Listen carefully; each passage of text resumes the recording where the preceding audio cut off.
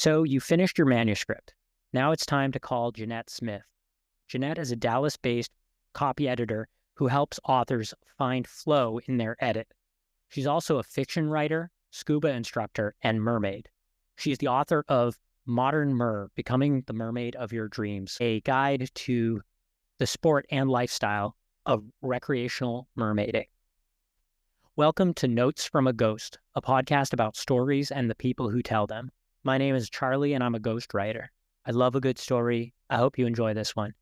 Jeanette, thank you for being here. Absolutely. I'm so excited for this. Same. Yeah. And I mean, I hope we get into some dive science and stuff that nobody on dry land actually cares about. But before we got on this call, or before we hit record, you and I were talking about networking because we have a lot of mutual friends on LinkedIn. And I don't know about you, but I found it to be just a very friendly community. I never feel weird and salesy and networky. I actually do want to, again, I hate the verb network, but I do want to stay in touch with people and hear what they're working on. I want to have people in mind where I can refer projects. Why do you think in a time when people can be so weird online, why do you think we exist in this bubble of chill, nice, smart people? It's funny you mention that because in general, social media does get a bad rap, because it can be very toxic. But one of the things I've found, particularly with LinkedIn, is that it feels a little more like a community, right? We still call them followers and connections and stuff like that. But really, we're all kind of there with the same goal, which isn't necessarily to impress each other. It's to help each other. And so I think if you find that kind of niche of LinkedIn, especially, that is why I think we exist in this little nice bubble. And there's this idea that also, if you're just a nice person, you attract other people like that to you. So if you are kind to people through the internet, which we all should be, then, you're going to create that space for yourself easily. Yeah, that's no, and maybe too, it has something to do with what we do, because we're not trying to make really salesy sales, or sometimes the consideration for a book project could be weeks or months or longer.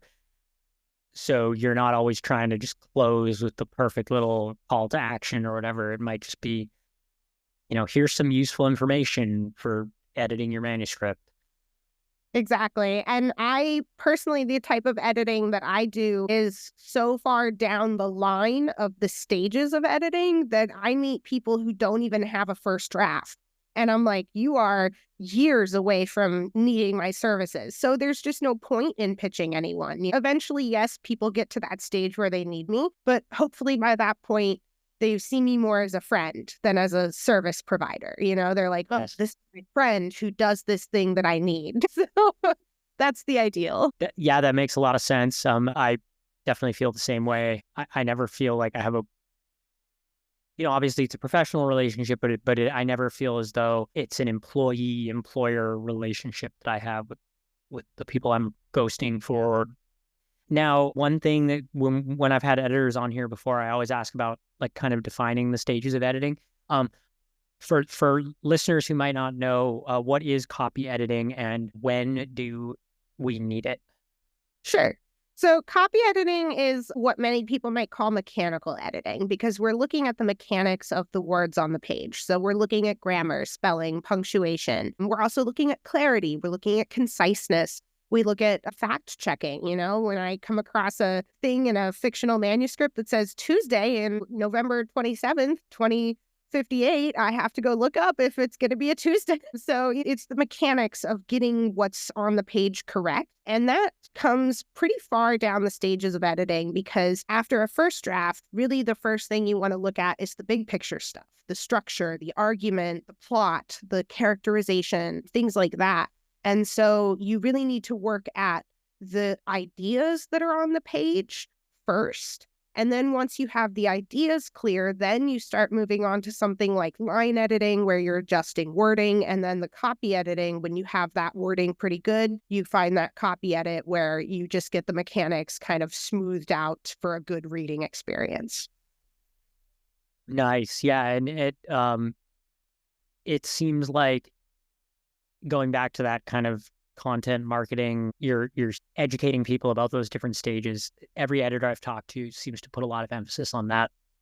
Yes, absolutely. Because editing isn't sadly like a one and done thing, right? It takes multiple drafts. It takes multiple days to go back away from your work and be able to look at it with new eyes. Like whenever I write a blog for a client, because I do some content writing as well, I try and get at least a week, if not 2 weeks, to write the blog so that I can have time to take breaks between the writing and the editing and the different stages of editing, because each one requires kind of a different mindset when you look at it. The developmental editing requires a mindset of like, is my argument coming across? And then the copy editing requires a mindset of like, are my words clear? So it's just having those breaks between things and being able to take the stages as they come is so important to the whole process. And going back to like how this all started for you, one thing that comes up, like kind of my favorite question to ask on this podcast is about people's backgrounds, because I have found ghostwriters, editors, other storytelling professionals, we all seem to have like, there's no like one set thing. I mean, I've never met anyone who's like, yeah, well, I always knew I wanted to be a copy editor, and so I went to school for copy editing. And, or I mean, even like, I don't know that many people with MFAs even. Like True. on the writing side, it's much more all over the place. What was your story? How did you get into editing? So I started my career out of college as a scuba diving instructor. So I did that full time for 10 years, lived in various places around the US, the Caribbean, moved here to Texas during that time. And then I always joke that I got into writing and editing through nepotism because I knew scuba burns you out quite quickly. So after 10 years, I was definitely just like, okay, I need to find something else. So I looked into content writing because writing was a natural extension of everything I had done in college and the creative writing I had done in high school and things like that. So it was kind of a natural area that everyone expected me to have some sort of career in. So I was like, okay, I'll give it a try. So my mom was a podiatrist and hired me to write blogs for her office. So that's how I ended up getting like my first writing job.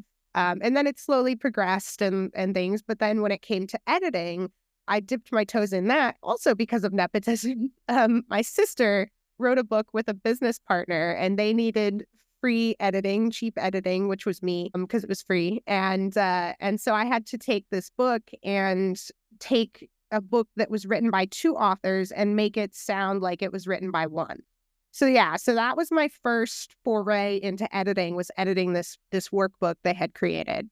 And after that, I just caught the bug. Like I loved helping people. I loved the mechanics of finding, little things that could be improved or little mistakes or errors here and there, things like that. And so it just ballooned, and every chance I got, I started going to writers' meetings and meeting local writers, doing critiques with them in their critique groups. And then slowly people were like, hey, I have a manuscript. And it just grew from there. And then once I had a few under my belt, I was like, okay, I'm going to take this online. Like, I'm going to tell other people I do this. And since then, it's just been absolutely amazing. So. Oh, that's awesome. I have a bunch of scuba questions coming up, but I want to stick with editing for like, what's that thing you always end up saying on calls? Like, we should talk about work at some point. Like, I'm sure you have encountered people who have, and it's not always coming from a bad place, but like they'll have kind of a wildly inaccurate self-assessment of the writing they are bringing you. And for those listening at home, you are making a face right now. But what, like, I'm sure there are people, I've heard people say like, I'm a great writer, I don't need an editor, which is, I mean, like, that's scary talk. But like, why does literally everyone need an editor? Why does it not matter how good you are at writing or how thoroughly you think you've edited yourself? I know it's a very loaded question, but yeah, it's true. And honestly, I think the best writers have the best editors because in the end, no draft is perfect off the bat. I just posted about this on LinkedIn today, right? Like nobody wants to admit that their baby is ugly, but sometimes we just have to admit that our first draft is messy and it's gross and we need to fix it. And I think that personally, even if you only ever edit yourself, is how you become a better writer. because you can just write and write and write and write and write. But if you continue to make the same mistakes and you never learn how to become more clear or learn how to be more concise or learn that particular grammar rule that you're not very good at, then you're not becoming a better writer just by continuing to write. So in the end, editing is the only way you become a better writer. You have to self-reflect. You have to get outside feedback. That is so hard. I am part of several critique groups in the local DFW area, and I have a friend coming to one tonight for the first time, and he's never shared his writing with anyone, but his writing is so good. And I'm like, you need to come and you need to see what other people think, because he kind of has the opposite problem. He doesn't think his writing's very good when he's actually pretty good at it. Some people might need a little bit of like, okay, I think my writing's really good. And then people start pointing out, hey, it could be stronger here. You could fix this over here. So people definitely need outside critique as well. You can't just self-edit. And that's where a professional editor becomes very handy, but also just a critique group. Just go to local writing groups, find an online one. There's so many opportunities to hear from other writers, and it is a supportive environment in the end. You have to go into it assuming that these other writers want to help you get better, not tear you down. If they're tearing you down, you're definitely in the wrong place. But, if you look at critique and if you look at editing as a way to get better, then I think having that mindset helps you accept more feedback on your manuscript than if you already think you're really good, because everybody can improve. Sometimes it's kind of fun to take paragraphs from books that are published by, big publishers. And I'm like, how would I edit this paragraph? And there's still things I would change, So no book is going to be perfect, quote unquote, because it just doesn't quite exist. So. Yeah. And I would almost argue that there is value to knowing that you can focus on kind of the big picture stuff, knowing that this will see an editor eventually. So you don't need to actually sweat some of the line details right away. Yes, exactly. And, it's interesting because I don't believe that every person needs to hire a professional for every type of editing. That can get very expensive for a full manuscript. So really, if you're good with getting your thoughts down on paper, but you're not good with the mechanics, then yeah, keep doing your structural editing and then hire that copy editor. But some people are not great with the structural, they put their ideas down on paper, but they're jumbled and they need someone to kind of, go back and forth with and work out the ideas with. And then they know how to get it all grammatically correct, so they don't need someone for the later bit. So it all depends on where your strengths are as to what type of editing you might pursue to help you improve. And then another favorite question. I know you asked me, I'm really eager to hear your answer now, because you asked me in light of this question whether you can curse on here, which, yeah, we have that little explicit box ticked. But what is your editing hot take or style opinion that is a lot of people are going to disagree with you, and you're instantly going to kind of start a fight, lose a friend, whatever? I think there's several in the editing world. Of course, there's always the Oxford comma debate. That's always a hot one that people just stick to their guns about. The one that I recently posted about that got way hotter than I ever expected, and it's kind of an irony of our profession, is that copy editors cannot decide between themselves whether it's copy editing one word, copy editing two words, copy editor. We can't. Hyphen could be a hyphen, right? Yeah, there's no standard in the industry. I think Chicago Style came out and said they prefer closed copy editor, copy editing, just one word. But there's so many rules, but the rules differ depending on what style guide you follow. So depending on if you're an AP or a Chicago person, you might have one really strong opinion about something that's completely different than something that's considered equally right. So that's the problem in the editing world, is that no matter what our controversial opinion is, there's probably something to back us up. Oh, wow. Okay. So it is kind of almost like that. You can, whatever your opinion is, you'll find something to confirm it. Mostly. But not even in but in a serious sources style guide kind of way. And absolutely. Yeah. Is there, out of all those debates, are there any where you find yourself, you mentioned the Oxford comma, where you firmly come down on one side and you just that's the one.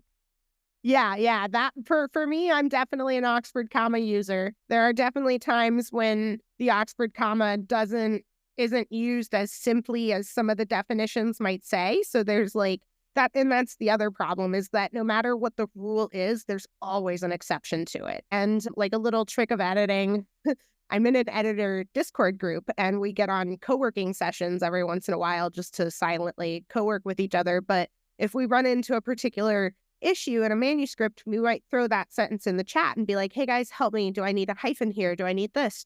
This comma, whatever. And 9 times out of 10, we're like, just rewrite it to this. This rule is so ambiguous that like we don't really know. So why don't we just recast the sentence? So little editing trick. If we don't know how to apply the rule well enough, we might just change the sentence so the rule doesn't apply. Yeah, no, that's a great point. And that's the beauty again of like declarative sentences and stuff. You just don't have a bunch of independent clauses. Or was it Kurt Vonnegut said like all the semicolon does is show people that you went to college? Probably. So for people listening at home who might not know, and unfortunately, I think this is very hard to describe, because it would help if we could do this visually and show people what you're talking about. But so my understanding, the Oxford comma, aka the serial comma, is in a list. There is a comma before and the important thing here is it differentiates between what comes after and potentially modifying the other items in the list. So like the mermaids, comma, Jeanette, comma, and Charlie. Jeanette, comma, and Charlie would mean that you and I and some mermaids are hanging out, versus the mermaids, comma, Jeanette and Charlie, meaning we are mermaids. Yes, absolutely. It does get confusing sometimes, especially when the last item in your list is a compound item. So for example, if you were to say like eating sushi, Fritos, comma, and fish and chips, you would leave fish and chips as one item. You would not like the comma and fish, comma, and chips. There are excuses to that rule that like don't quite follow that like right before the last and, but overall, yeah, if you have a list of 3 or more, and my favorite, if you go look this up, there's a meme that if you look up Oxford, comma, JFK, Stalin. And strippers or something. Yeah. It's like, we invited the strippers, comma, JFK, comma, and Stalin to the party. And then it's like the strippers, JFK, and Stalin to the party. And it's like, it's pretty funny. But that is probably one of the best examples of how to use that properly and why it would matter. One book that really stands out, because obviously Elements of Style, like I feel like is a good reference, but Eats, Shoots, and Leaves, which, I mean, title actually is a play on the Oxford comma. People can go look it up. Do you like that one? It is a good one. Yes, I think that's on my shelf somewhere back there. Another one I highly recommend is called Dreyer's English. If you want to read copy editing mechanics that will make you laugh out loud, he is the book for you, because he was the chief copy editor of Random House for many, many, many years. And he basically wrote a new style guide, but it's hilarious. So I love that one. That one's next to me. I have like Save the Cat Writes a Novel, copy editing for fiction writers. Like there's so many amazing craft books that, I literally have a huge shelf behind me with tons of them on it. Awesome. Yeah, we have a craft shelf here too, which is in 2 languages, which is kind of fun. But there's one for screenwriters too, the Hollywood Standard. And that's one, I mean, that actually is highly prescriptive. It's not like there's this other style guide. There's only one Hollywood, and there's only one way that they want to see your manuscript or your screenplay. So I was told to get that one if you're doing any screenwriting. Yeah, great option. Yeah. So there's one thing on the ghostwriting side that comes up a lot here. I tend to work with authors who have very difficult stories to tell. I sort of specialize in working with veterans and with survivors and people who've kind of gone through some shit. I'm wondering, as an editor, how do you emotionally disconnect from the content of what you're editing? Not even, doesn't even have to be heavy or troubling or whatever, but just like could be entertaining. You got to kind of leave all that at the door and be mechanical. How do you do that? How do you, I mean, you almost have to forget what the words mean in a way, but at the same time, be attentive to. That's exactly it. Yes. So I'll spin this from two different directions. I copy edited a book once that was about credit cycles, and I know very little to nothing about credit cycles. And so reading some of this terminology, and it was aimed at a higher audience who would understand it, but I still needed to copy edit it. And so what I did was essentially ignore the meaning of the words and just ask myself, how is this word functioning in this sentence? What part of speech is it? And then kind of ask yourself, okay, standard wise, if I knew what this said, where would I put the comma? So it's kind of the same. I edited a memoir through the Make-A-Wish Foundation for a young girl who had, yeah, I know, who she had some congenital issues, like physical issues. And also she was like sexually and emotionally abused throughout her life. And it was a very difficult memoir to copy edit. But again, you just have to kind of forget, like you read the words so you understand the context, but then you have to go back and switch that part of your brain that says, okay, now how is the word functioning? Not necessarily what does the word mean? And so it is a very interesting dynamic to have to look at something at its kind of basic bare bones structure instead of as the emotional journey that it's truly taking you on. And I have found myself just like reading through a manuscript and I'll be like, I haven't made an edit in 3 pages because I've been so engrossed in this. I need to go back. So, you know, it happens that you just can't ignore the words on the page, which to me is the hallmark of a really good book. That sounds like the most brutal, devastating memoir ever.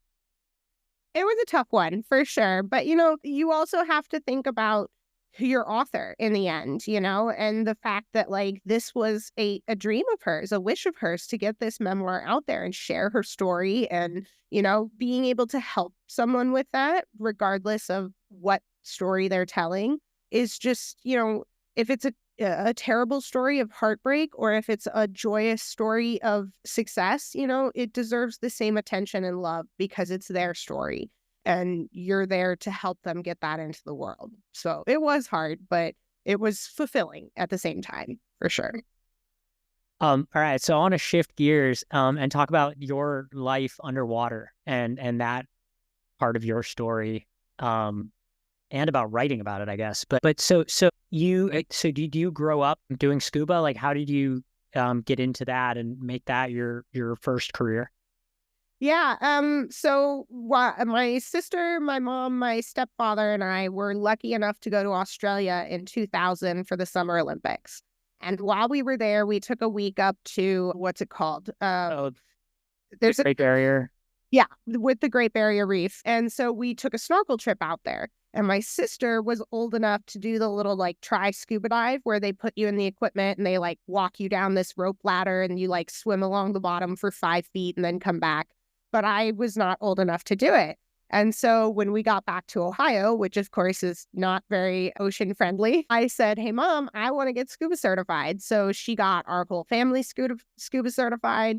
And then after that, I just kept looking for excuses to go diving again. So when I was 13, I went to a summer camp in the Caribbean where we lived on catamarans and sailed around and learned to sail and scuba dive and did community service and hiking and stuff like that. And then my college gave away $2,000 to every student one time that you never had to pay back to take on an unpaid internship during your college years. And so I decided, well, I want to be a scuba instructor eventually. So I would like to take the Dive Master course, which is the first professional certification for scuba diving. And so I convinced my college to give me $2,000 plus a little extra from the study abroad office to go to the U.S. Virgin Islands or British Virgin Islands and live there for 2 months and become a dive master. You know, any excuse I could find to bring scuba into my life, I wanted to do that. And it was just an obsession. And my dad, from a very young age, he always told me, you know, find something you love to do and then find someone to pay you to do it. That's the best way to live your life. And so I've just taken that to heart. And I said, I love scuba diving. I don't know what to do, but I'm going to go do it, something with diving. And it just kind of snowballed from there. It's such a good point. And this has come up before where I've had people on this podcast who were talking about adventure. And because I think, and this is one thing where I will always correct people. I will always butt in. When people make the assumption, they're like, oh, must be nice living on a catamaran doing scuba. It's like, yeah, you could get like, that might be your job. You could, if you're interested, it's like the assumption that sailing is for rich people. Yeah. Every sailing club on the planet has beer can races where they need crew, and you can show up and do it for free and learn from somebody who has a boat. My mom learned how to sail in a program in Boston for inner city kids where you pay to print your membership card and laminate it, and that's the cost. I think it's $1.50 for the whole summer. So yeah, I there's always something behind that where someone's basically just trying to explain to you why they never did something. Yeah.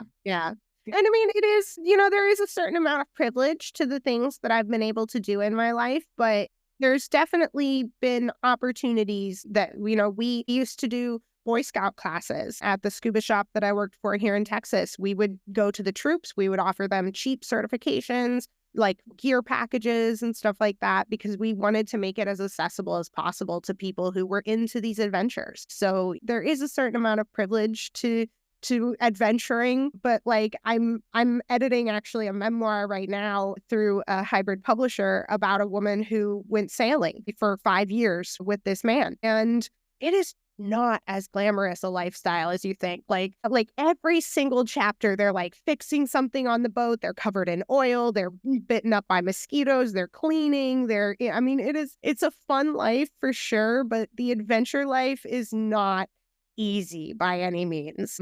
Terrible storms. You're out trying to wind up the jib, and it's just like, this is not, paradise that people imagine. I mean, I've heard it called, there's a great book that is published. I'm forgetting the title. It's published by Patagonia. And it's about this trip they funded. And this guy said it's basically jail, but beautiful, and doing an ocean crossing in a sailboat. And he said that like people assume Hawaii is beautiful, Tahiti is beautiful. Sailing between them must be just sunny and lovely and gorgeous, but actually it's the most ferocious stretch, one of the most formidable stretches of water on the planet. And it's really funny that a lot of things, like I do expedition kayaking, and how far you want to take that sport, it's not really about athleticism or any, it's much more about how much do you enjoy putting on wet clothes every morning and developing rashes from salt water and stuff like that, because that's what separates the person who really wants to do it from the person who wants to do it on a sunny day. Yeah. But you had mentioned that scuba burns you out. Is there a physical component to that? Why is that? Is it being out in the sun all the time? What's the deal? I think it's a combination of a lot of things. Definitely the physical aspect of it. Tanks weigh about 40 pounds a piece. You usually got one in each hand, to carry things around. You're tying up boats, you're slipping and sliding around, you're cleaning things, you're organizing the shop, you're doing paperwork. And then on top of it, as an instructor, you have people's lives in your hands. Like when you go underwater, you are responsible for them. And there's a huge part of the training to become an instructor is the standards and legalities of what you're doing and making sure that people remain safe. And I think just over time, that pressure combined with the physical elements, being in the sun, things like that, it burns you out. It's also a very, very kind of like odd type of customer service job, right? Because at the same time, they're hiring you. You are, providing a service to them. So in addition to being safe, you have to be kind, and you have to, take care of problems and be like, oh, no problem. This is broken. Let me fix that for you, which is, of course, important for safety. But, there's a certain amount of like always having to be on around the guests, and always, especially if you're doing a live aboard, when you're constantly with them. And so it's an industry where there's so much to it that it's easy to put everything you have into it and come out the other side just like wringed out. Done. Well, and it seems to me the only it seems to have the training at the level where you've done it seems to have the largest like medical component of any sport, probably even more than say high altitude mountaineering is maybe the only other one where you need to understand like chemistry. And because like, I mean, even going up faster than your bubbles could be the last mistake you ever make. I mean, little things like that. And I would imagine that makes guiding like that's probably uber stressful because you're dealing with people who maybe are just blissfully unaware of. It's true. Yeah, we really try and impart the seriousness of it during courses, but there are people who take it less seriously. There are people who pay less attention. There are people who take more risks. There are people who will, lie about their experience to get on a dive that they're maybe not qualified for, but they say, oh, yeah, I've got that many dives when maybe it's less, or, we try and keep all the standards we can in the industry and make sure we're checking certifications and making sure people have had like refresher courses if it has been years since their last dive and stuff. But I mean, the safety aspect, it's always there because you're taking your life in your own hands and you have a buddy. You're responsible for their life as well. If they get in trouble, you're the one saving them. So there's some very serious aspects to the scuba diving course that we really try to impart to people because of the equipment. It's life-saving equipment. People are like, where can I get the cheapest scuba equipment? I'm like, oh, you don't want to do that. You don't want to do that. That's like asking, where can I find the cheapest parachute? Like, not the best idea. You also, and you've written about this too, but you're a mermaid. Can you tell people at home? I think most people don't realize that's a thing.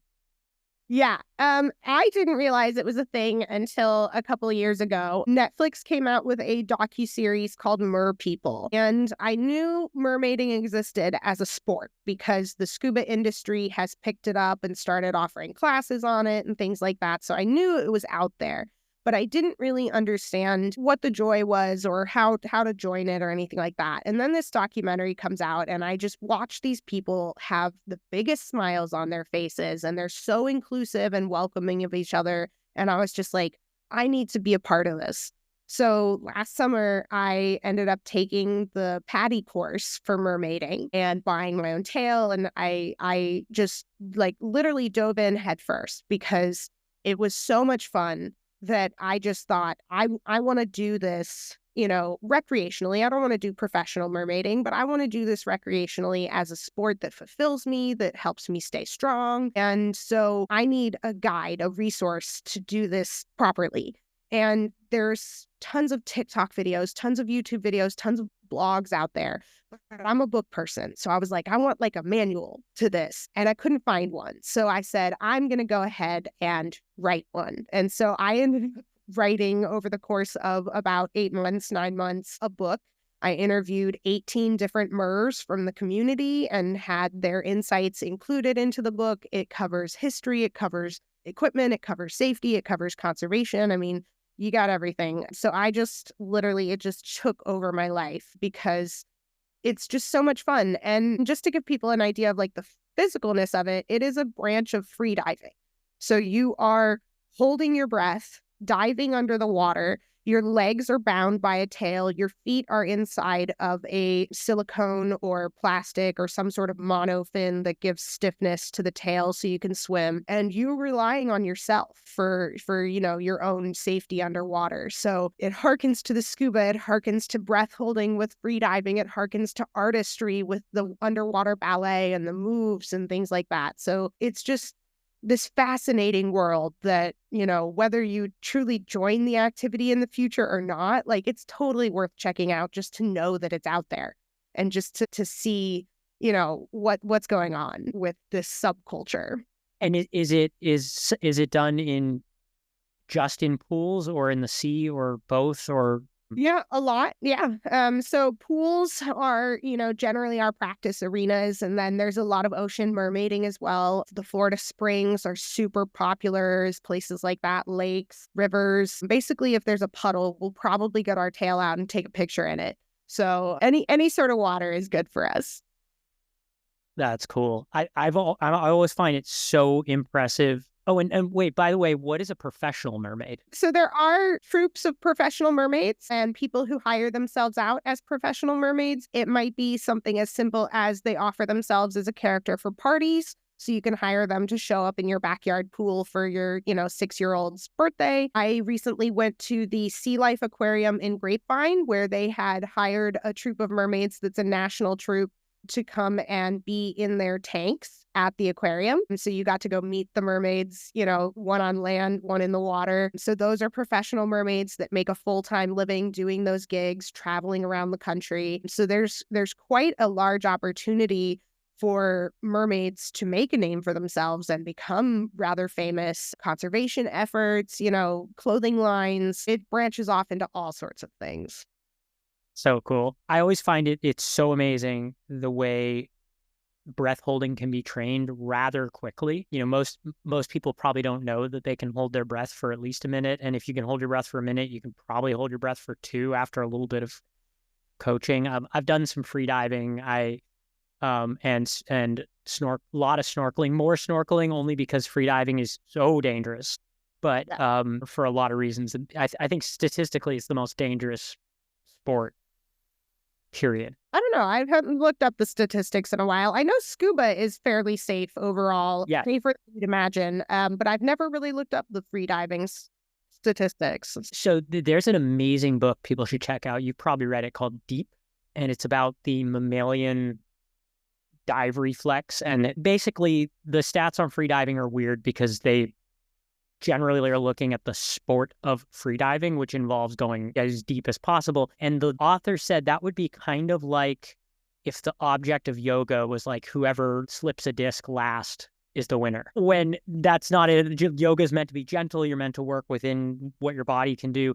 And because he's saying how like shallow water blackout is not a thing in cultures that have a tradition of free diving for fishing, like in Japan, Korea. But yeah, anyway, there's a cool rabbit hole there. But anyway, there's something so special about the quiet of being down there. Agreed. I got a chance to free dive in Jeju Island in Korea, where there's I'm going to forget how to pronounce it, but it's only women who, and they're mostly older because it's kind of a dying tradition, but they fish with breath holding, which in a society where a lot of people don't know how to swim, and it's pretty incredible. I got to see some of them do their thing. And they thought it was really weird that there was like a tourist in trunks doing the funny down on the reef. I could not remember the name, but I do know what you're talking about. Yeah, it's ama in Japan, but I forget the Korean word. But yeah, there is something just so primal about participating in. But when we bring it back to like writing, do you think, and I guess editing too, do you think that there is a writing benefit to having a conscious relationship with your breath, the way that divers do? I think, yeah, for sure. And I think it comes down to self-awareness, right? Because breathing is very natural. It's something our bodies just do. You don't pay attention to it for most of the day.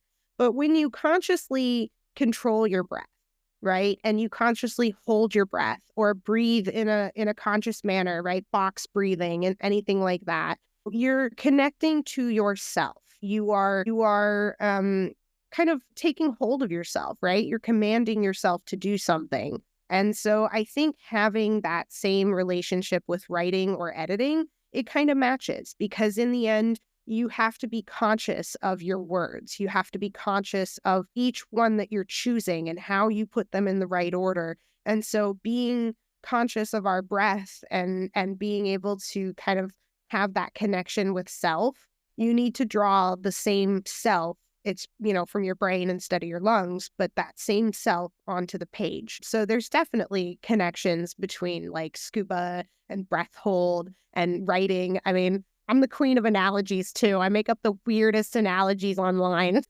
Well, I've got another one for you, and I know we're almost at time, but this is a deep dive I did the other day on a bunch of reading on someone called it like the backwards law, and the analogy they made was actually in relation to something called drown proofing, which you've probably done that.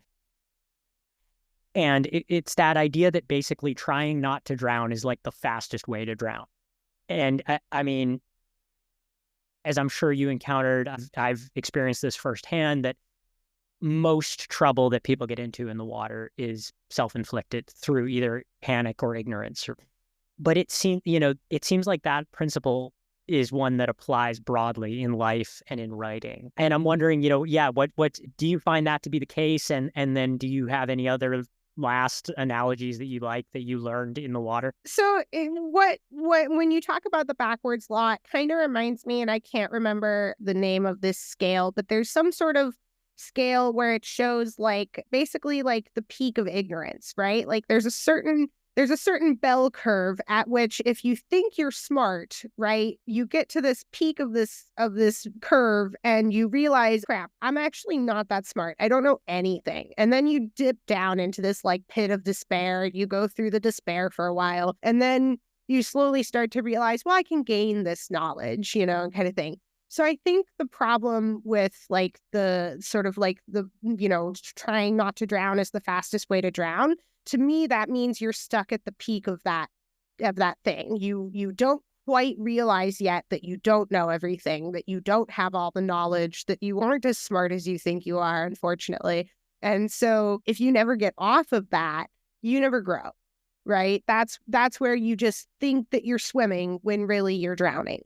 So you have to move forward past that little peak. And I wish I could remember the name of this. Yes. Oh, yeah. It's going to drive me crazy because I know exactly what you're talking about. That's not the curse of knowledge. That's something else, right? Yeah, I think it's somebody's name. It's always the Dunning-Kruger effect. Yes. Is that what you're talking about? Yes. That is it. Yes. Because it seems like as applying that to say drown proofing or some water confidence exercise, you're basically saying that peak that you're talking about, that's the person who's like, well, I know I want to breathe. I know I want to float. So I'm going to just try as hard as I can to do that. Where actually, if you were to let go, it would be much easier. And that's actually, listen to your instructor. It's the people that think they know how to not drown and don't listen to the instructor on how to better not drown, because you can not drown and still have a pretty hard time in the pool, right? So if you want to make things easier, listen to others and keep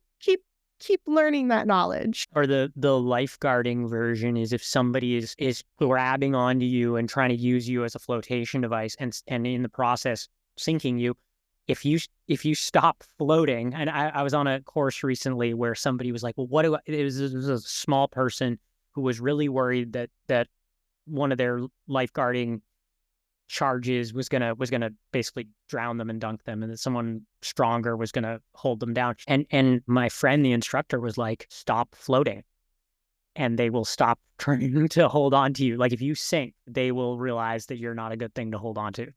Yeah, exactly. And there's in the rescue class for scuba diving, there's a similar exercise where we have people who are part of the course as instructors and helpers who try and come at you. And you're taught to put your fins back and like try and kick away from them so that they can't grab on, or to, slowly push them to the side and duck under them and get behind them instead to subdue them. So, I mean, there's a lot that you need to know for that kind of training.